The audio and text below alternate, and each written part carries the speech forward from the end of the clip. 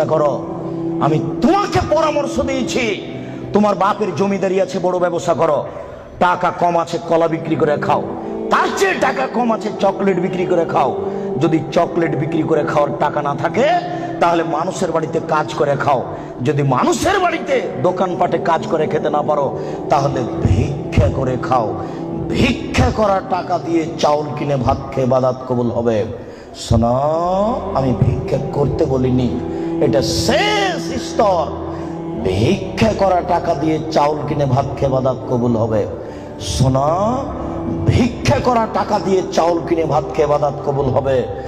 যৌতুকের টাকা দিয়ে চাউল কিনে ভাত খেয়ে ইবাদত কবুল হবে না। নাপিতকে ঘর ভাড়া দিয়েছ, ওই টাকা দিয়ে চাউল কিনে ভাত খেয়ে ইবাদত হবে না। নাপিত দাড়ি চাঁচে।